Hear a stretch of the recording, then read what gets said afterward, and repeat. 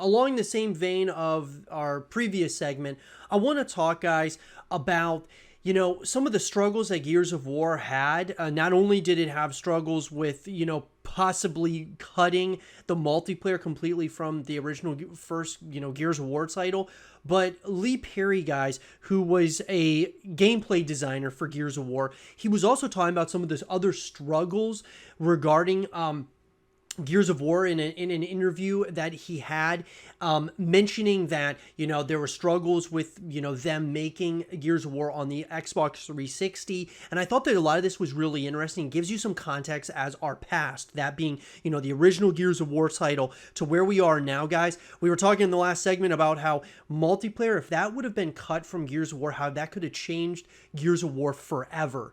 Some of these other things, it launching on Xbox 360 and things of that nature, all of these things could have changed the history of Gears of War as we know it. So let's talk about it. So guys, in an article coming to us from Ben Carey of Pure Xbox, way back in 2006, the current behemoth that is Epic Games created Gears of War, an iconic Xbox franchise in this day and age. However, back when the first game was in development, Epic was a very different company made up of a much smaller team. Gameplay designer at the time, Lee Perry, has now sat down with Ars Technica to discuss the birth of Gears of War and how multiplayer almost never happened. Well, what's interesting, guys, one of the things that massively framed how Gears of War worked was this drive to show off 3D characters. How do we get enemies close enough to you that you can see them? How can we narrow in the camera enough that they're filling enough of the screen and that they matter? It was a very tricky balancing act to try to get a shooter to work with somebody who's 12 feet away from you in game. And it's really interesting, guys, because obviously, when you start like just hearing this, them trying to like all the balancing, all the different things that they were trying to figure out in this very first Gears of War title, I'm sure it would have been really interesting to be in that room of creators, making this, amazing masterpiece of a franchise.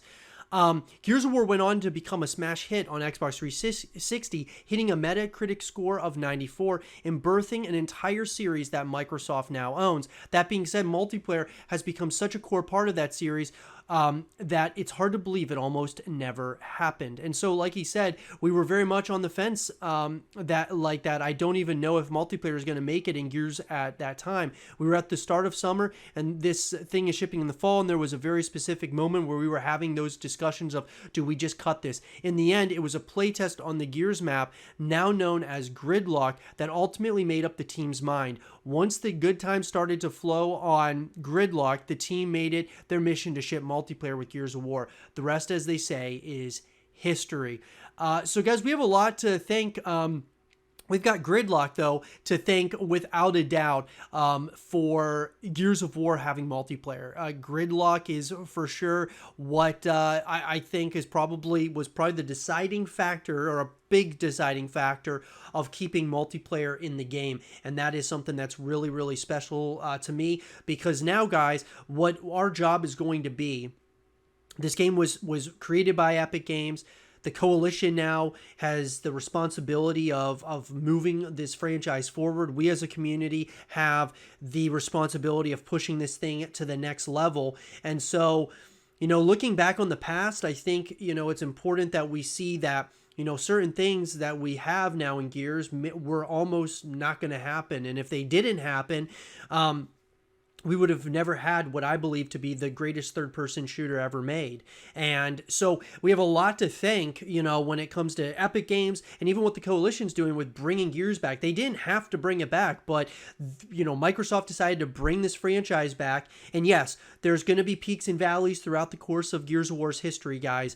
But now it's going to be time when the Gears of War collection, Gears 6, whatever it may be that comes out, guys, we have got to do our very best to push this thing in a direction where it becomes a sustainable ecosystem. And I'm going to need all of you guys to help with that, guys, creating content on a consistent basis around this game and around this franchise. Or if you don't create content, supporting your favorite content creators, supporting your favorite streamers is going to be absolutely imperative if you want to see this franchise move forward in a positive direction. But with that being said, guys, What do you think about this? Hearing some of these things, that there was a lot of issues behind the scenes when it came to Gears of War, the multiplayer side to launching on the Xbox 360. What do you guys think about it? I have it brings me to a real appreciation for what this thing all, how this thing all happened, and because it wasn't meant to happen the way it did.